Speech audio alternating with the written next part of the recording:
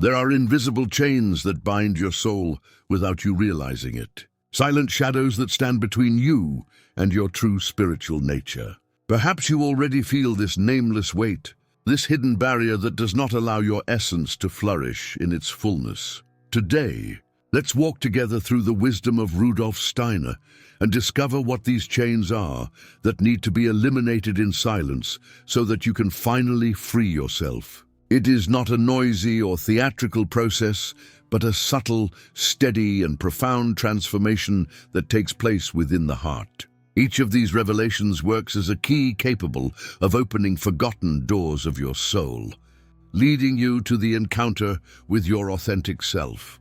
Steiner reminds us that true spiritual growth requires courage, the courage to let go of what many hold dear, the courage to follow one's inner compass even when it leads to loneliness. What you're about to hear can transform not only your outlook on life, but the way you perceive yourself in the world, the invisible prison of materialism. Materialism is a silent but powerful current that binds the soul almost imperceptibly. It does not show itself only in the search for wealth or in the obsession with objects. It creeps in subtly when you come to believe that your worth depends on what you have, what you look like, what others can see on the outside. This prison has no iron bars, but it does have chains that wrap around the mind and heart, hardening the vital energy that should flow freely. Rudolf Steiner taught that the human being is not only a physical body, but also life, emotion, and spirit. When we fixate too much on material things, it is as if this current suffocates the most alive and subtle part of our essence. Imagine your soul as a river that flows in harmony. Materialism acts like ice that slowly forms on the surface, freezing the natural fluidity. You start to measure your success not by what you feel or learn, but by what you can display. And the more you feed this habit, the denser the invisible weight becomes. Today's culture reinforces this imprisonment at every moment. Advertising whispers that happiness is in buying, accumulating, achieving status. But that voice is not that of your soul. It is the echo of a society that has forgotten where true wholeness comes from. How many times have you believed that you would be more complete if you had something more? A bigger house, a newer car, clothes that shine, technologies that promise to transform life. But when that something arrives, the feeling of emptiness soon returns. Liberation does not happen through blind renunciation, but through clarity. Recognize that nothing that is external can replace the richness of the inner being. The soul does not grow by accumulation, but by simplicity. It is not in the weight of things that you discover who you are, but in the lightness of letting go of the unnecessary. Every object, every desire, every attachment you let go of is like making room for your energy to breathe again. Steiner said that true abundance comes from the connection with the spiritual worlds, not from the pile of dead things that fills shelves and drawers. Think about the most valuable moments of your life. Did they cost money? That unexpected hug, the quiet sunset, the peace of being in tune with your consciousness, none of that can be bought. That's where real wealth lives, when you start looking within and asking, what do I really need? A process of purification begins. It's not a loss, it's a liberation. It's like taking a deep breath after leaving a tight place. The soul expands, finds lightness, and the spirit awakens. This transformation does not need to be announced to the world because it happens in silence. It is an internal movement, a re-encounter with what is essential, and it is precisely this free space that prepares you to see the following currents. For if matter binds, dead thoughts can also chain. The dead thoughts that steal your mind. If materialism freezes the vital energy, dead thoughts imprison the spirit. They are repetitive ideas, inherited, absorbed without question, which circulate in your mind without a life of their own. They seem harmless, but they drain your strength, because they are not born of your waking consciousness, but of external noise. Rudolf Steiner explained that true thought is a living being, created by the conscious exercise of the mind. But much of what we call thought is nothing more than echoes, phrases learned in school, opinions copied from networks, judgments borrowed from other people. You can spend days, months, or even years repeating the same ideas without realizing that they are not really yours. These dead thoughts work like ghosts wandering through the garden of your mind. And like any garden, if it is not cared for, it does not remain empty. It is filled with weeds. When you don't take the trouble to cultivate your own reflections, the mind fills up with slogans, ready-made phrases, and shallow convictions. The danger is to believe that this is knowledge. Think for a moment. When was the last time you had a thought that was genuinely yours? An insight that did not come from a piece of news, a conversation, or a trend, but was born from the silence of your interior. This exercise is rare, but it is the basis of true spiritual freedom.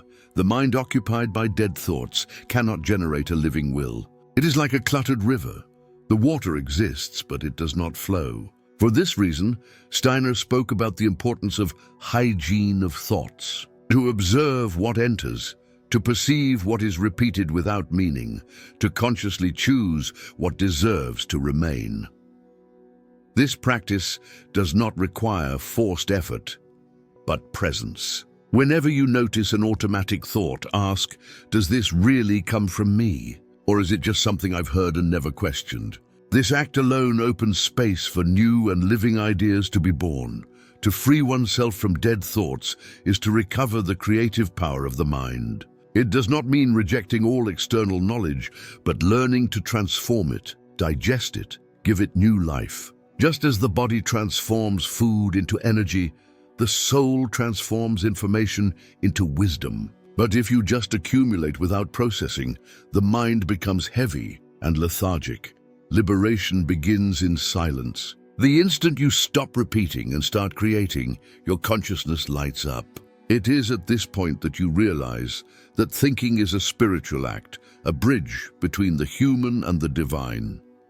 And when this clarity arises, something is revealed behind the dead thoughts. There is another, even more subtle current, the fear that paralyzes your will, the fear that paralyzes your will. If dead thoughts rob you of your clarity, fear is the current that suffocates your strength to act. It presents itself not only in the great terrors, but also in the subtle, almost invisible fears that silently guide its choices. The fear of rejection, of failure, of change, of the unknown. He disguises himself as prudence, but in fact, it is a prison that binds his will and prevents his true self from manifesting itself in the world. Rudolf Steiner taught that the human being has within himself a spiritual center called the self, the highest part of consciousness, which must develop freely. This I only grows when it dares to act, when it takes firm steps even without having all the guarantees. Fear, however, functions as a guardian of the doors of destiny.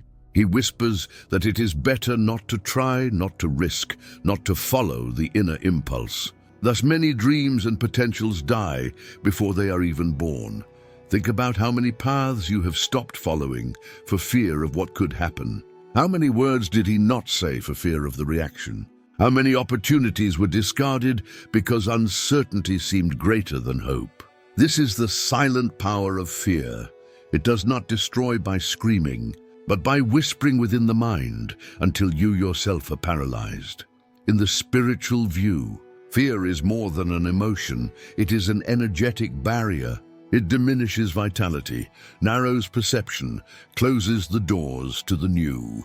It is as if the soul is locked in a dark room, looking only at its own limits. And the more you feed this state, the harder it becomes to see possibilities beyond what is already known. But there is something important. Fear does not appear by chance. It always points to a place where the soul needs to grow. It is like a shadow that indicates the presence of a greater light. Overcoming does not happen through denial or escape, but through conscious confrontation. When you observe fear, recognize its presence, and yet choose to step forward, something extraordinary happens. Your will is strengthened, and the spiritual self awakens. Steiner said that courage is not the absence of fear, but the decision to continue in spite of it. This act of trust opens invisible portals. It is as if, the moment you set yourself in motion, spiritual forces come to your aid. Fear is the test, and courage is the key that dissolves it. The most curious thing is that many times what we fear does not actually exist. They are illusions created by the mind, distorted images projected into the future. How many times have you suffered in anticipation, imagining scenarios that never came true? Fear feeds on the ungoverned imagination, which projects failures, rejections, and losses. When you realize this, you regain the power to choose another image, an image of confidence, of victory, of achievement. Overcoming fear is not becoming reckless. It is learning to act with serenity, even in the face of uncertainty. It is trusting that there is a greater purpose driving each step. And the more you strengthen that trust, the more your will expands. You discover that behind every fear, there is a hidden force, waiting to be revealed. When fear loses its grip, the soul regains its courage. And it is at this moment that you notice another current that, although it seems softer, is equally dangerous. Dependence on the approval of others. Dependence on the approval of others. Few currents are as subtle and, at the same time, as strong as the need to be accepted. From an early age, we learn to seek praise, recognition, applause. But when this search becomes a prison, the soul loses touch with its own essence. You start to see yourself only through the eyes of others and forget to look inside. Rudolf Steiner warned that the human being only matures spiritually when he learns to sustain himself from his own inner center. Dependence on approval keeps the soul in a childish state, always asking permission to be who it is. It's like living with mirrors everywhere, adjusting your posture and speech to reflect what others want to see. This current manifests itself in small attitudes, the choice of a path just because it is socially valued, the fear of expressing a different opinion, silence in the face of what should be said. Each time you give in to please, your inner strength weakens a little more, and yet this imprisonment is treacherous because it is often confused with virtue. You believe that you are being empathetic, caring, diplomatic, but deep down, it is sacrificing authenticity. True harmony is never born from the denial of yourself, but from the sincere expression of what lives inside you. Steiner taught that the spiritual self needs to go through phases of solitude to strengthen itself. Being alone does not mean isolation, but a sacred retreat where you learn to listen to your own voice without interference. Those who cannot stand loneliness will hardly find their true freedom, because only when you can be at peace with yourself can you relate to others genuinely without dependence. In the age of social networks, this current has become even stronger. Every like, every positive comment works as a small dose of validation. The problem is that the soul gets used to this stimulus and starts to depend on it. It's like an insatiable hunger that is never really satisfied. With each approval received, another need arises, and the result is an endless cycle of searching for recognition. Liberation from this habit begins in silence. That's when you decide to act in alignment with your truth, even if no one notices, even if there is no applause. This gesture is small on the outside, but gigantic on the inside. It is an exercise of sovereignty of the soul. Being independent of the approval of others does not mean being insensitive or arrogant. It means respecting others, but without letting their opinions determine their identity. It is understanding that each person sees the world through their own lenses, and it is not up to you to shape your essence to fit all of them. When this freedom flourishes, you discover a quiet peace, that of being who you are, without having to explain, justify, or prove. And it is in this state that true spiritual maturity arises. But this liberation makes room for another, even more intense current, the one that comes not from outside, but from within, the uncontrolled emotions that cloud the vision of the soul, the uncontrolled emotions that blind your soul. So far, we have seen how materialism hardens the spirit, how dead thoughts steal clarity, how fear paralyzes the will, and how the approval of others enslaves identity. But there is an even more insidious current, as it is born within you and can overwhelm you without warning: uncontrolled emotions. Steiner said that emotions are forces of the astral body, a subtle part of the human being responsible for desires, passions, and impulses. When this astral body is not guided by the spiritual self, it becomes like a wild horse without reins, dragging consciousness in chaotic directions. Anger, envy, jealousy, sudden outbursts, resentment, all of these cloud your perception of reality and pull you away from inner balance. The problem is not in feeling. Emotions are part of the human experience. The danger comes when they come to control you instead of being understood and transformed. Imagine a storm in the sea. The waves churn, break, and it is impossible to see the bottom. So it is with the soul. When it is seized by uncontrolled emotions, it cannot perceive the truth that is in the silence of the depths. How many times has a word spoken in fury brought regret afterwards? How many decisions have been made in the midst of anxiety and resulted in suffering? This happens because, in these moments, emotion occupies the entire space of consciousness, like a dense smoke that covers vision. Steiner taught that the first step to transform this state is silent observation. It's not a matter of repressing or pretending not to feel, but of learning to look inward, as if contemplating a flame. When anger arises, for example, instead of letting it dominate, you can ask, where did it come from? What does she want to show me? This distancing already reduces the power of emotion, as you go from being a hostage to an observer. Over time, this exercise creates a new kind of inner strength, serenity. You discover that it is possible to feel without being dragged. It is possible to welcome sadness without sinking into it, to experience joy without losing clarity, to deal with fear without being paralyzed. This is not coldness, but emotional maturity.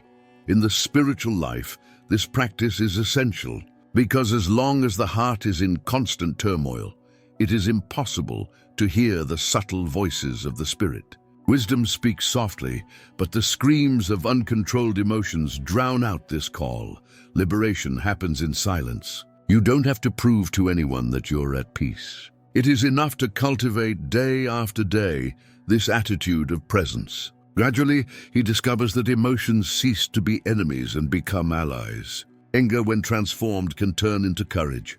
Sadness can become compassion. Fear can turn into prudence. The energy is the same, but redirected by the awakened consciousness. This is the power of the true alchemy of the soul. It is not to deny the emotions, but to elevate them. And when that happens, you are no longer led by wild horses, but by a free spirit that guides its own forces. But there is another current that acts in an even more dangerous way because it does not scream, does not explode, and does not show itself in an evident way. It is silent and seductive, spiritual passivity, the spiritual passivity that numbs yourself. If uncontrolled emotions are like storms, spiritual passivity is like a dense fog. It does not cause big explosions, but keeps you asleep without noticing your own stagnation. It arises when you expect life to do the work for you, when you imagine that spiritual evolution will come as a ready-made gift without conscious effort. Rudolf Steiner insisted that inner development requires discipline, constancy, and personal dedication. There are no shortcuts. No one can grow in your place. But the soul often falls into the illusion that it is enough to hear beautiful words, read some books, or attend lectures for transformation to happen. It is the state of consuming spirituality, as someone who consumes entertainment without practicing what he has learned. This passivity is treacherous because it gives the sensation of movement. You study, you get inspired, you get emotional, but you don't put anything into practice. It's like collecting tools without ever building anything with them. The result is an accumulation of theories, but no real change in everyday life. Steiner compared spiritual growth to learning a musical instrument. No one would expect to play the piano masterfully without practicing daily. In the same way, no one should expect to achieve spiritual clarity without the constant exercise of attention, reflection, and self-transformation. But modern humans, surrounded by distractions, often prefer to wait for ready-made miracles rather than take on the task. The danger of this current is that it feeds a kind of eternal childhood. You become dependent on external masters, gurus, systems, or techniques, believing that they will do what only you can accomplish. Thus, the soul loses the opportunity to develop its own inner authority. Liberation begins with a simple act, taking responsibility for one's own evolution. This does not mean rejecting all external teachings, but recognizing that they are only effective if they are lived, experienced, and practiced on a daily basis. Every gesture of attention, every moment of conscious reflection, every effort to act in tune with your truth is a real step on the path.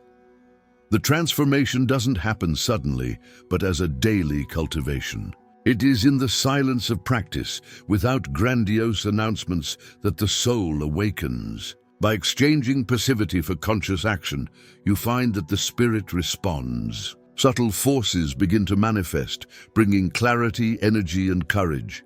Steiner called this inner work, a work that no one can see from the outside, but that changes the whole vibration of the being. Those who practice it stop waiting and start living in motion, always growing, always renewing themselves. And it is precisely when you break this chain of passivity that you are faced with another, even more rooted prison, the constant habit of judging, the habit of judging that obscures the truth. After overcoming spiritual passivity, an even deeper current appears before us, which seems natural, but hides a silent poison, the habit of judging. It is so ingrained that it manifests itself almost without us realizing it. We judge people by their appearance, their choices, their speeches. We judge situations before we even understand them. We judge even ourselves with a severity that paralyzes us. Rudolf Steiner warned that hasty judgment is one of the greatest obstacles to true spiritual knowledge. When you judge, you don't see what you are, but just project your own limitations, fears, and beliefs onto the other. Judgment closes doors, while observation opens paths. Imagine for a moment that your perception is like a window.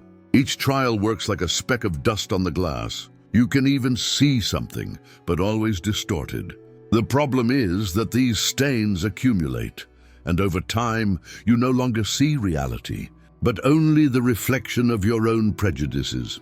How many opportunities have been missed because a quick trial made you believe you knew the truth? How many relationships could have flourished if there had been patience to look beyond the first impression? This habit imprisons the soul in a narrow circle where everything is evaluated according to fixed categories, good or bad, right or wrong, useful or useless. But the spiritual life requires clean eyes, capable of perceiving the richness hidden in each experience.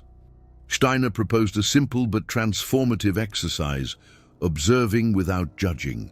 Instead of labeling a person as difficult or nice, try to just notice their presence, their gesture, their expression. Instead of classifying a situation as negative, try to see what it can teach. This practice makes room for a new kind of understanding, which comes not from the critical mind, but from the awakened soul. This does not mean abandoning discernment. Discernment is clear, objective, and born of conscience. Judgment, on the other hand, is charged with emotion, prejudice, and haste. When you learn to differentiate the two, you gain freedom. Discernment protects, judgment imprisons. Liberation from the habit of judging begins in inner silence. When you notice that critical thinking arises, take a breath and observe. Is this true? Or is it just an automatic reaction? This short interval already opens space for the consciousness to choose another path. Over time, the soul becomes more receptive, more open. You discover that each person carries an invisible story. Each situation brings a hidden learning. Judgment dissolves, and in its place compassion is born, not the compassion that hurts, but the compassion that understands. And it is precisely this openness that prepares the ground to face one of the deepest currents: excessive identification with the physical body, the illusion of the body as its only identity. Among all the invisible prisons, perhaps none is as convincing as the belief that you are just a body. This illusion is fed from an early age. You learn to define yourself by name, face, age, physical characteristics. And without realizing it, he begins to believe that his essence ends in the skin.